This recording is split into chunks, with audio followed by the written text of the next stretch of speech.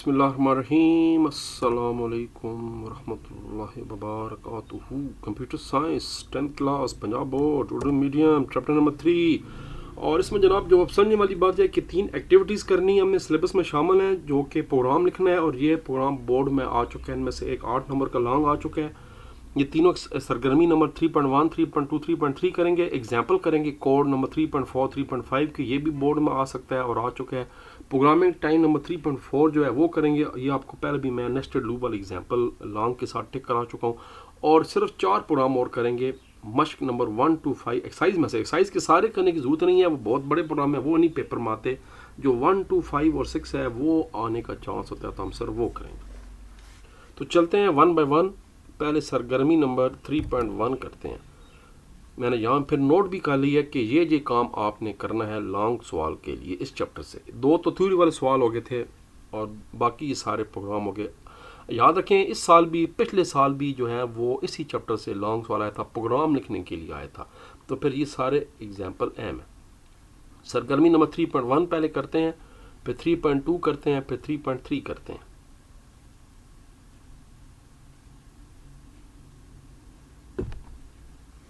लो जी, एक प्रोग्राम लिखें, नहीं यहाँ पर है।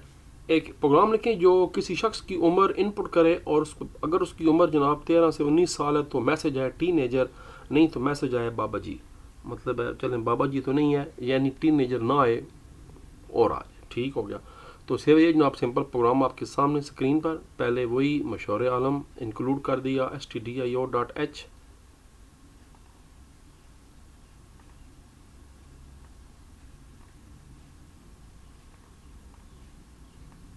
उसके बाद वाइड मेन, फिर ब्रैकेट स्टार्ट हो गई है। एक ही वेरिएबल चाहिए एज नाम का, और मैसेज पहले हम पूछेंगे यूज़र से, हम भाई एंटर योर एज, अपनी असल उम्र बताओ। झूठे का मुंह काला, क्या बोल रहा है, सुना था हमने, कवा काला और झूठ काला, तो सच बताना है।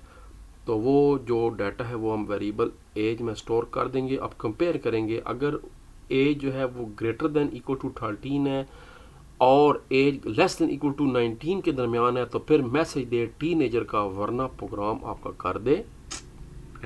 हम यहाँ पर थोड़ा सा अच्छा प्रोग्राम बना सकते हैं, लेकिन बोर्ड वाले ने पूछा नहीं है। यहाँ पर हम लिखते थे एल्स लिखेंगे, यहाँ फिर हम प्रिंट करेंगे you are not a teenager, उसके बाद प्रोग्राम एंड करेंगे। तो ये एक शानदार प्रोग्राम बन जाएगा। तो याद रखें इस तरह के प्रोग्राम भी बोर्ड में चेंज होकर आ जाते हैं कि जिसमें ये भी फिर मैसेज आना चाहिए अगर वो टीनेजर नहीं है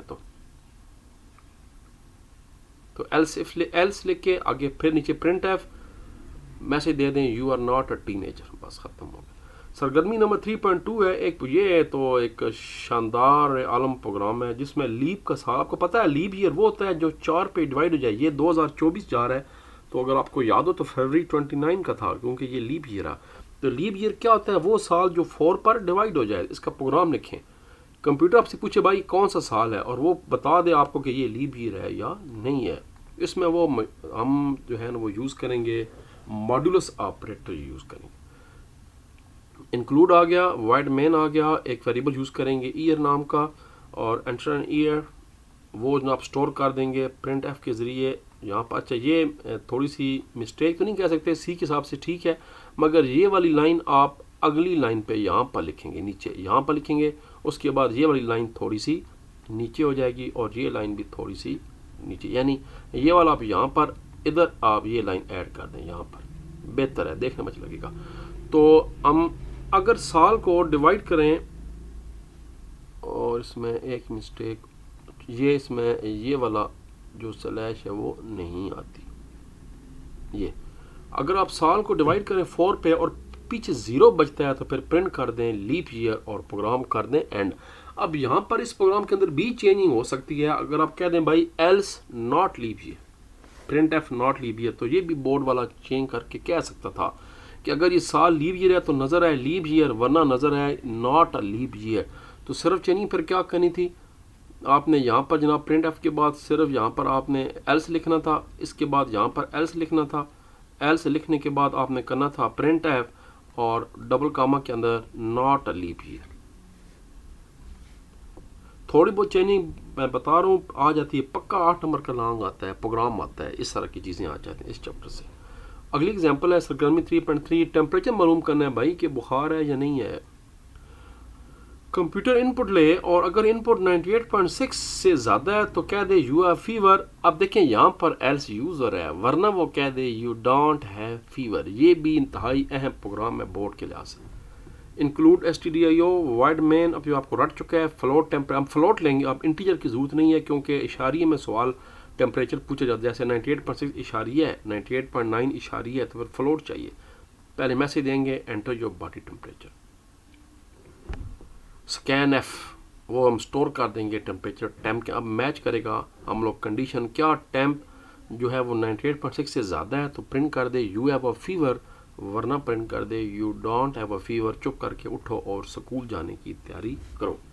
ये प्रोग्राम अमूमन सुबह सुबह घरों में चलता है। जब हम लोग उठते हैं और स्कूल जाने का दिल ना हो तो कहते हैं जी अम्मा जी देखो बड़े गर्म हुआ जिसम में, हालत कोई नहीं। कॉमन सेंस की बात है, सुबह उठे तो जिसम आपका गर्म ही होता है। तो उसके बाद जब प्रोग्राम चलाएंगी वालदा साहबा तो जवाब निकलेगा यू डोंट हैव फीवर।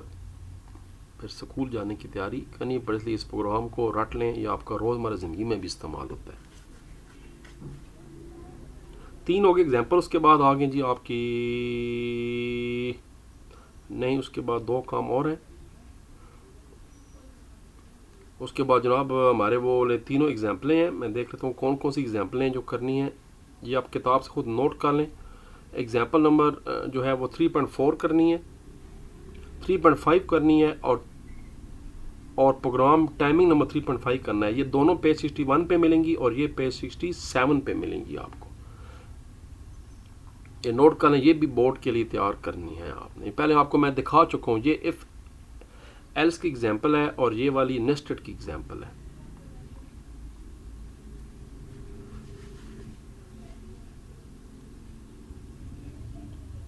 ये भी इफ एल्स की एग्जाम्पल है। ये दोनों इफ एल्स वाली हैं। ये पेज 61 पे हैं और पेज नंबर 67 पे है प्रोग्रामिंग टाइमिंग जो 3.5 है। नेस्टेड लूप वाली लॉन्ग फॉर्म में मैंने टिक करवाई है, जिसमें लार्जेस्ट नंबर मालूम करना है। ये वाली एग्जाम्पल करनी है। चलो आपको मैं दिखा भी देता हूँ, फिर आप कहते हैं बस सर ने दिखाया नहीं है। मतलब ये बन गया कि मैंने उसको ओपन नहीं किया हुआ, इसलिए अब चलाना मुमकिन नहीं है। चले मैं दोबारा आपको बाद में दिखा दूंगा। लो जी, उसके बाद बारी है जनाब प्रोग्राम की, और करते हैं प्रोग्राम। तो इसको आप लाजमी काइंडली टिक कर लें इन तीनों की। पेज नंबर 61 की दोनों एग्जाम्पल ये भी करनी है बोर्ड के लिए, तीनों सरगर्मियाँ करनी है, और प्रोग्राम टाइमिंग नंबर 3.5 भी करना आपने पेज 67 पे। चलते हैं इस सवाल का दूसरा हिस्सा, प्रोग्राम्स करते हैं जो हमारे कोड में शामिल है।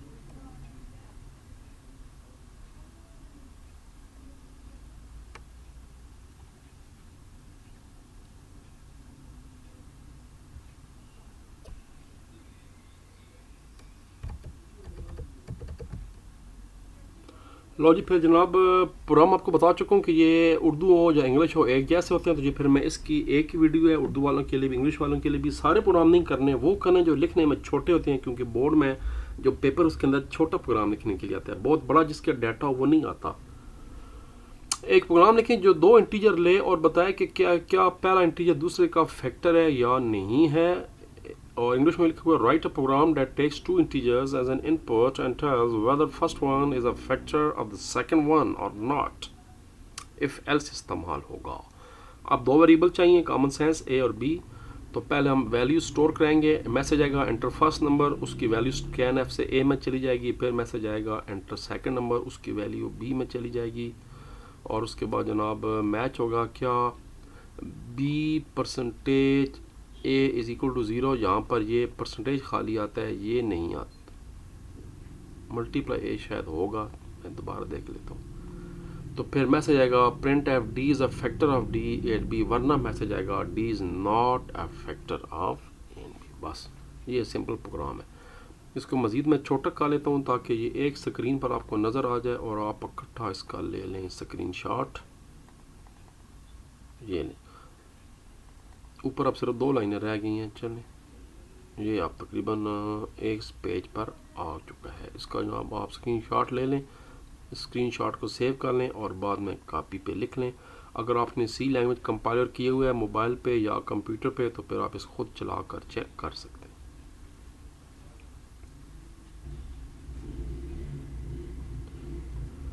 अगला प्रोग्राम है जी, write a program that takes a number as input. ये बड़ा ही एक शानदार प्रोग्राम है, ये मैंने लिखा हुआ भी है सी लैंग्वेज में, इसको हम चलाते भी हैं, अभी देखते भी हैं इसका चक्कर क्या है।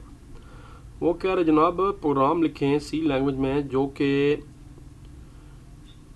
मैसेज दे यस, अगर कोई भी नंबर जो कंप्यूटर आप उसको दें, अगर वो डिवाइड हो रहा हो 3 पे और उसका जो आखिरी डिजिट है वो 5 आ रहा हो, तो फिर कंप्यूटर को यस देना चाहिए, वरना प्रोग्राम एंड हो जाना चाहिए।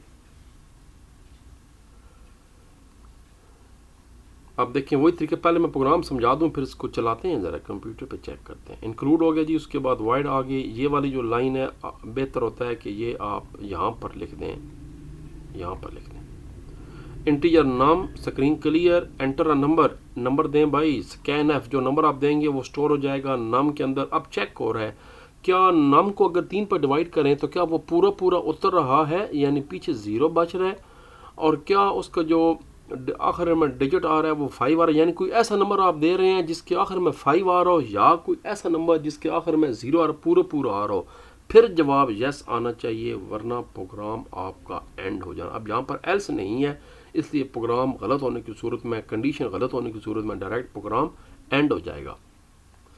फिर मैं समझा रहा हूँ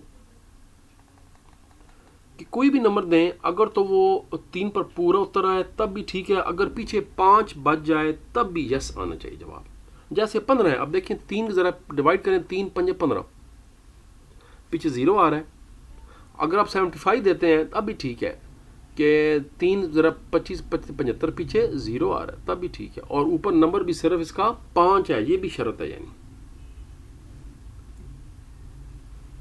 दोनों काम होने चाहिए, 5 बीच में शामिल हो और पीछे बच्चे भी 0 बच्चे 3 पर हो। फिर जनाब ज़रा इस प्रोग्राम को आप लिख लें और इस प्रोग्राम को सी लैंग्वेज में चला कर देखते हैं कि क्या जवाब आता है।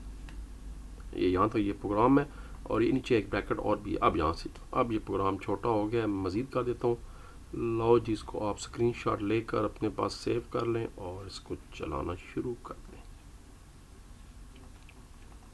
ये तो जनाब ज़रा प्रोग्राम खोलते हैं, सी स्क्रीनशॉट आपने ले लिया तो प्रोग्राम ज़रा सी लैंग्वेज में जाते हैं और इस प्रोग्राम को जनाब देते हैं डेस्कटॉप पे जाकर।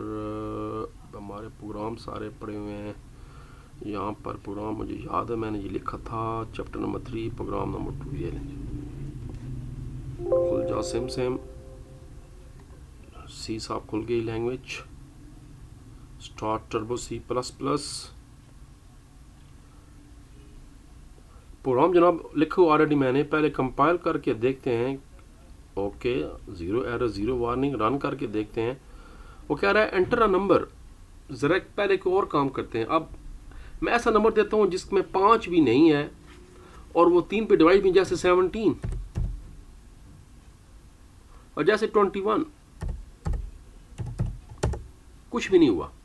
हालांकि 21 3 ज़रबे 60 21, पीछे 0 बचता है, मगर वो दूसरी शर्त पूरी नहीं उतरी कि 5 भी होना चाहिए था, तो इसलिए ये प्रोग्राम जनाब हो गया एंड। अब हम इस प्रोग्राम को दोबारा चलाते हैं, कोई नई वैल्यू देते हैं इसको। अब हम 75 या 15 देखते हैं और देखिए मैसेज आ गया यस। तो ये 2 शर्त थी इस प्रोग्राम की, एक तो इस वैल्यू के अंदर भी 5 होना चाहिए था और दूसरी ये कि पूरा पूरा डिवाइड भी होना चाहिए था। तो 3 5 15, पीछे 0 बचता है। अब शर्त पूरी। लो जी, फिर जनाब सी लैंग्वेज को कर देते हैं क्विट, वापस आते हैं अपने प्रोग्राम की तरफ। अगला जनाब हमारा प्रोग्राम, उसके बाद जो करना है वो आपने वो प्रोग्राम नंबर 5 करना है और बस प्रोग्राम नंबर 6 करना है, खलास। प्रोग्राम 5 है भाई के एक प्रोग्राम लिखें जो कि ट्राइंगल के तीनों साइडें ले और उसके बाद बता दे कि ये राइट एंगल ट्राइंगल है या नहीं है। ये मुश्किल प्रोग्राम है, वैसे आने का चांस कम होता है, लेकिन मैंने आपकी आसानी के लिए लिख दिया है। और आपको फार्मूला पता है कि हाइपोटेन्यूज बराबर है base square plus height square. ये फार्मूला है कि वतर्स का मुरब्बा बराबर है बुनियाद प्लस ऊंचाई के मुरब्बों के। तो पहले तो जनाब तीनों साइडें लें, ये यहाँ से आप इसका स्क्रीनशॉट ले लें। ये इसका पहला हिस्सा है, लम्बा प्रोग्राम मैं बता रहा हूँ, लम्बा प्रोग्राम, इसको बस लिख लें मैं वैसे रिकमेंड नहीं कर रहा, ये प्रोग्राम बोर्ड में नहीं आ सकता क्योंकि ये पेचीदा प्रोग्राम है, इतने पेचीदा प्रोग्राम बोर्ड में वो जो तीनों एक्टिविटीज़ हैं वो बहुत अहम है जी। पहले दोनों प्रोग्राम बहुत अहम थे, जो 3 एग्जांपल आपको बताई हैं मैंने, पेज 61 वाली और पेज वो वाली शायद 63.5 जो बताई थी प्रोग्राम टाइमिंग वो वाली, वो बस तैयार कर लें। इस प्रोग्राम को नोट कर लें अगर आपका शौक़ है तो। यहाँ तक करने के बाद मैं मज़ीद छोटा कर देता हूँ ताकि आपको नज़र आ जाए। उसके बाद ये जनाब 2 लाइनें और भी हैं, अब यहाँ पर स्क्रीनशॉट आप ले लें इसका, तो ये प्रोग्राम मिला कर एक प्रोग्राम बन जाएगा। एक प्रोग्राम और है वो हम करते हैं, वो प्रोग्राम आने का चांस वो भी 50% है क्योंकि देखें ये प्रोग्राम लिखने में बहुत बड़ा है, तो इतना बड़ा प्रोग्राम आपको पता है क्वेश्चन पेपर के ऊपर लिखने की जगह नहीं होती। ये बड़ा कॉमन सेंस आपको बता रहा हूँ मैं। सवाल वो दिया जाता है 8 नंबर का प्रोग्राम जब 2-3 लाइनों में जिसके अल्फाज ख़त्म हो जाए, फिर भी ये प्रोग्राम है मज़ेदार, इसको कर लें। आपने दाखिला लेना है, खुदा न खासा FSC आपकी हो चुकी है, FFA हो चुका है, यूनिवर्सिटी में जाना है। शर्त यह जी कि मैट्रिक के नंबर 60 पर यानी मेरिट बनाना है, इंटरमीडिएट के नंबर 65 और दाखिला टेस्ट के 65%। तो बताना जी कि तालिब इल्म यूनिवर्सिटी में दाखिला लेने का अहल है या नहीं है, डायरेक्ट उसको PhD कराई जाए या पोस्ट PhD करे किसी बड़ी यूनिवर्सिटी में। BS क्योंकि इतने ज़्यादा नंबर ले चुका है वो मैट्रिक में कि अब उसके लिए किसी यूनिवर्सिटी की जगह दुनिया में नहीं है। इंक्लूड करेंगे stdio.h। ये तो अब आपको लाइनें रट जानी चाहिए। ये प्रोग्राम मैंने और छोटा कर दिया ताकि एक सफ़े पे पूरा आ जाए, फिर भी प्रोग्राम पूरा नहीं आया तो ये इसको 2 हिस्सों में आपको मैं स्क्रीन पे दिखा देता हूँ। पहले ऐड होगा कि आपके नंबर कितने हैं जी, मैट्रिक में कितने हैं, कितने नंबर आए थे, कितने नंबर आए थे, सारे 6 वेरिएबल यूज़ करेंगे। पहले पूछेंगे भाई मैट्रिक में कितने नंबर थे बरखुरदार, वो कहेगा जनाब 1100 में से 1215 थे। अब कंप्यूटर इतराज़ तो करेगा भाई ये क्या जी, फिर भी वो कह देगा चलो ठीक है आपकी बात मान लेते हैं, वरना ये मुमकिन नहीं है कि 1100 में से 1215 नंबर कैसे आ सकते हैं। फिर नंबर लिए, अच्छा पहले थे टोटल नंबर कितने थे 1100, नंबर लिए कितने हैं, यहाँ आपने सच बोलना है 850 लिए हैं या 415 लिए हैं या 1215 लिए हैं। फिर आपसे पूछेगा भाई इंटरमीडिएट में टोटल नंबर कितने थे, बोले हो। फिर जो आपने नंबर लिए थे वो आपसे पूछेगा, फिर पूछेगा भाई एंट्री टेस्ट के नंबर कितने थे और लिए कितने साहबजादे ने या साहबजादी साहिबा ने EO। तो फिर कंडीशन लग जाएगी जो नंबर लिए हैं क्या वो ग्रेटर देन 60 हैं, और अगर जो नंबर IT में लिए हैं उसमें इंटरमीडिएट में क्या वो ग्रेटर देन 65 हैं, और जो एंट्री टेस्ट में नंबर लिए हैं क्या वो भी ग्रेटर देन 65 हैं। तो फिर जनाब यू आर एलिजिबल, आप दाखिला लेने की यूनिवर्सिटी में आप एलिजिबल हैं, वरना मेहरबानी करके हमें तकलीफ़ ना दें और किसी ऐसी यूनिवर्सिटी को ढूंढें जो इस दुनिया में ना हो, क्योंकि आपका लेवल बहुत ही ऊंचा है। You are not eligible for admission.